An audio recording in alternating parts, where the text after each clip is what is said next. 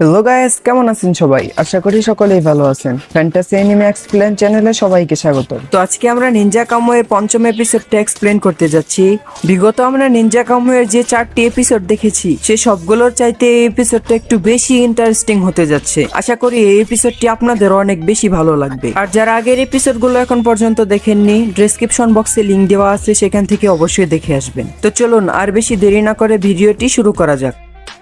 তো আগের এপিসোডে আমরা দেখেছিলাম হিগানের ফোনে একটি আননোন নাম্বার থেকে কল আসে এবং তাকে অজা সিটির ভিতরে যাওয়ার জন্য একটি টানেলের রাস্তা দেখিয়ে দেয়। আর আমরা দেখতে পাই কিছু দূর আগানোর পর হিগানের সামনে যাই চলে আসে, কিন্তু তারা পুরোপুরিভাবে আমনের সামনে হয় না। তাদের মাঝে একটি ইলেকট্রোম্যাগনেটিক ব্যারিয়ার ছিল। আর আমরা যারা আগের এপিসোডগুলো দেখেছি তারা অবশ্যই জানি হিগান এবং জাই পূর্বে পরিচিত। তো তখন হিগান জাইকে বলে মারিকে মেরে ফেলা হয়েছে, আর মারি হচ্ছে হিগানের যে ওয়াইফ ছিল তার নাম। তখন হিগান জাইকে বলে মারিকে মেরে ফেলা হয়েছে, এমাজি কি মারিকে মারার জন্য কাউকে অর্ডার করেছিল কিনা। তখন জাই বলে যারা মৃত্যুকে সবসময় ধোকা দেয়, একসময় মৃত্যুই তাদের কাছে চলে আসে এবং তোমার সাথেও ঠিক এমনটাই হবে, তুমিও খুব জলদি মারা পড়বে। আর এই কথা বলে জাই সেখান থেকে চলে যায়। তো তারপর সিন কাট হয় আর আমরা দেখতে পাই মাইক সেই অজা কোম্পানির যে প্রাক্তন এমপ্লয়ি ছিল তার সাথে দেখা করার জন্য সেই লোকেশনের উদ্দেশ্যে চলে যায়। কিন্তু আশেপাশের জায়গা দেখে মাইকের একটু ডাউট হয়। তখন সে আমাকে ফোন দেয় এবং জিজ্ঞেস করে, তুমি কি শিওর যে সেই লোকটি এখানেই থাকে? তখন এম্মা উত্তরে বলে, হ্যাঁ আমি শিওর সেই লোকটি এখানেই আছে। তার কাছে অজা কোম্পানি সম্পর্কে অনেক গুরুত্বপূর্ণ তথ্য আছে, তাই সে এখানে লুকিয়ে বসবাস করছে। তো তারপর আমরা দেখতে পাই মাইক একটি বিল্ডিং এর ভিতরে ঢুকে এবং তার সাথে সে এমপ্লয়ের দেখা হয় যার নাম হচ্ছে জিসান। তো তারপর আমরা দেখতে পাই এমাজি এবং অজা কোম্পানির সিও এবং তাদের সাথে আরো অনেকেই ছিল, তারা বসে কথা বলছে এবং তারা হিগানের উপর নজর রাখছিল। তো তখন এমাজি বলে, আমি কোনোভাবেই বুঝতে পারছি না হিগান এটা কিভাবে বুঝলো যে ইলেকট্রোম্যাগনেটিক ব্যারিয়ার কখন বন্ধ হবে আর সে সে সময় এর ভিতরে ঢুকে যাবে। আমি নিশ্চিত এই সিটির ভিতর থেকে কেউ তাকে হেল্প করছে, যার কারণে সে এত সহজে এর ভিতরে ঢুকে যেতে পেরেছে, নয়তো তার ধারা এটা কোনোভাবেই সম্ভব ছিল না। তো তখন সেখানে থাকা সেই নিনজাটি বলতে থাকে, আমি জানি না কেন আমরা হিগানকে মারার জন্য এতটা অপেক্ষা করছি। আমরা আমাদের পুরো আর্মিকে পাঠিয়ে দেই তার সাথে লড়াই করার জন্য, তারপর সে সকলের সাথে পেরে উঠবে না, এমনকি এমনিতেই মারা পড়বে। তো সেখানে অজা কোম্পানির সিইওর যে সেক্রেটারি ছিল সে বলে, কোনোভাবেই না, সিটিতে তার সাথে ফাইট করা যাবে না, কারণ এতে করে আমাদের সিটির অনেক বড় ড্যামেজ হয়ে যেতে পারে। তাই আমরা তাকে টেস্ট রুমের দিকে নিয়ে যাব এবং সেখানে তার সাথে ফাইট করব। আর এই বিষয়টা অজা কোম্পানির সিইওর অনেক পছন্দ হয়ে যায় এবং সে বলে, সত্যি এটা একটা গুড আইডিয়া। আর এর দরুন আমরা হিগানের উপর আরো বেশি নজর রাখতে পারবো এবং তার থেকে আরো অনেক ইনফরমেশন পাবো, যা তারপর আমাদের অনেক কাজে আসবে। তো তারপর আমাদের হিগানের সিন দেখানো হয় আর আমরা দেখতে পাই হিগানের কাছে আবার সে আননোন নাম্বার থেকে একটা কল এসেছিল এবং সেই লোকটি হিগানকে বলতে থাকে, এমাজি তোমাকে মারার জন্য এখানে একটি ফোর্স পাঠিয়েছে, তোমাকে তাদের সাথে মোকাবেলা করতে হবে আর তোমাকে বেঁচে থাকতে হবে। তো তখন হিগান বলে, ফোর্স পাঠাক আর যাই পাঠাক, আমি এখানে এমাজিকে মারতে এসেছি আর আমি তাকে মেরেই এখান থেকে যাব। তখন সেই ব্যক্তিটি হিগানকে আর সামনে দিকে এগিয়ে যাওয়ার আরো ডিরেকশন দিতে থাকে এবং বলে, আজকে সন্ধ্যা 7টায় এই সিটিতে একটি অনুষ্ঠান হবে আর এই ফাঁকে তুমি লুকিয়ে সেখানে ঢুকে পড়তে পারবে। আর আমি চাই তুমি এই সুযোগটা কাজে লাগাও। আমি হয়তো আর তোমার কাছে ফোন দিতে পারবো না, তবে তোমার সামনে যে ফাইট গুলো হবে তার জন্য তোমাকে বেস্ট অফ লাক। তো তারপর আমাদের মাইকের সিন দেখানো হয় আর আমরা দেখতে পাই জিসান নামক সেই ব্যক্তিটি মাইককে বলছে, তুমি আমাকে এখানে কিভাবে খুঁজে পেলে? তখন মাইক বলে, আরে এই সকল খোঁজাখুঁজির খেলা তো আমি ছোট থেকেই খেলে আসছি। তো তখন জিসান মাইককে বলে, আচ্ছা তাহলে তুমি বলো এখানে তুমি কেন এসেছো? তো তখন মাইক বলে, আমার অজা কোম্পানি সম্পর্কে কিছু তথ্য লাগবে। তো তারপর জিসান মাইককে একটি বেসমেন্টে নিয়ে যায় আর সেখানে সে তার ল্যাব বানিয়ে রেখেছিল। তো তারপর আমরা দেখতে পাই অজা সিটিতে একটি ফেস্টিভ্যাল মানে একটি অনুষ্ঠান হচ্ছিল। তো তখন হিগান সেখানে পৌঁছে যায় আর আমরা দেখতে পাই এমাজি এবং তার লোকেরা হিগানের প্রতি কদমের উপর নজর রাখছিল।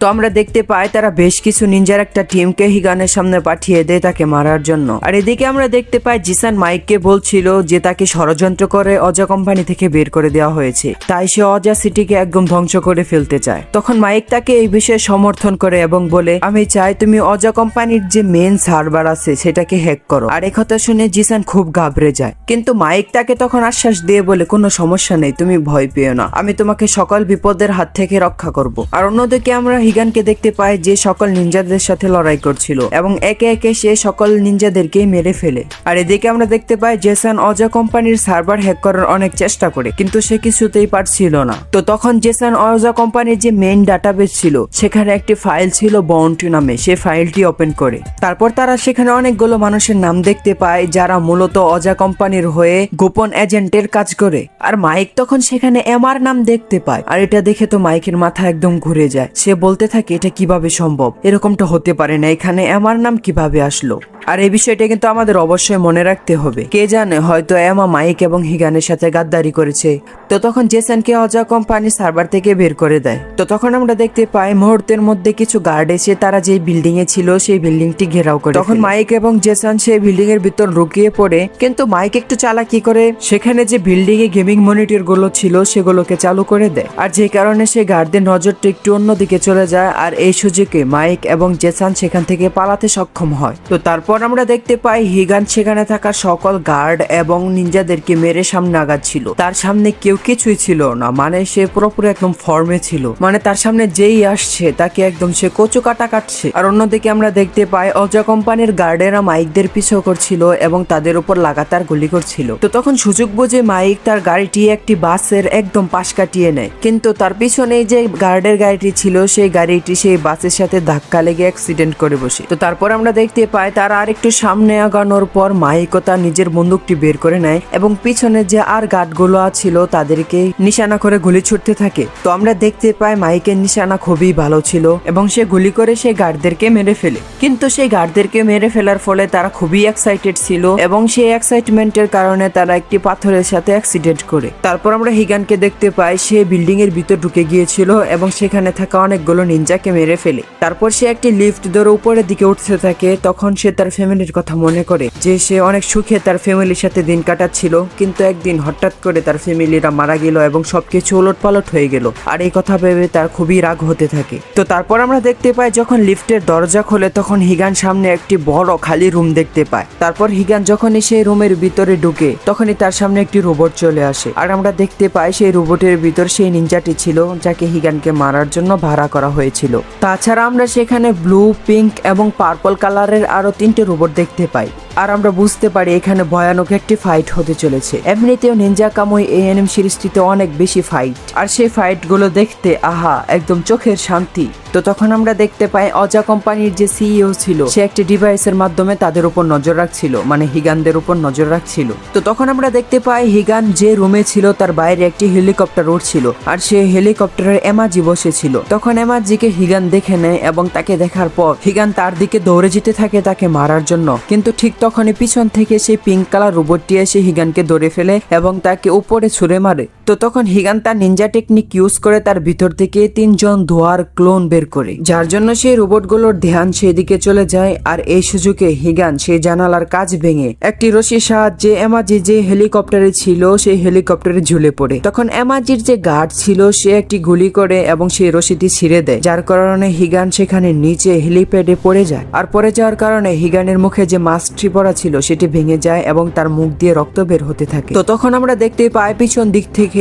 সকল রোবট আবার তার কাছে চলে আসে। তখন হিগান আবার তার পরিবারের কথা মনে করে এবং তার হাতে যে গ্লাভসটি পরা ছিল তার ভিতর থেকে সে একটা সুই বের করে এবং তার একটি সিক্রেট নিনজা টেকনিক ইউজ করার জন্য রেডি হয়ে যায়। আর ঠিক তখন হিগানের ডক্টরের কথা মনে পড়ে। ডক্টর তাকে বলেছিল এই নিনজা টেকনিকটি আর ইউজ না করতে, এতে করে তার শরীর একদম হালকা হয়ে যাবে এবং কি সে মারাও পড়তে পারে। তখন হিগান মনে মনে ভাবে আর কিছুটা সময়, তারপর আমরা ফ্যামিলির সকল মানুষ আবার একসাথে হয়ে যাব। আর এই কথা বলে হিগান তার শরীরে সেই সুইটি বারবার ঢোকাতে থাকে। ঠিক তখনই সেখানে একটি রোবট আসে এবং হিগানকে জুড়ে একটি কিক করে দূরে ফেলে দেয়। তারপর একে একে সবগুলো রোবট মিলে হিগানকে মারতে থাকে। তো তখন সুযোগ বুঝে হিগান তার হাতে যে তলোয়ারটি ছিল সেটি সে গ্রিন রোবটের মাথায় ঢুকিয়ে দেয় এবং সে সেখানে একটি স্মোক বম ফায়ার করে। তখন চারপাশে অন্ধকার হয়ে যায়। তখন হিগান তার আরেকটি নিনজা টেকনিক ইউজ করতে যায়। ঠিক তখনই সেখানে একটি ওয়েপেন উড়ে আসে এবং হিগানকে আঘাত করে, যার কারণে হিগান অনেক দূরে গিয়ে পড়ে এবং সে অনেকটাই ঘায়েল হয়ে যায়। আর তখন যাই সেখানে চলে আসে এবং হিগানকে বলতে বলতে থাকে, দেখছো আমি একটু আগেই বলেছিলাম না তোমাকে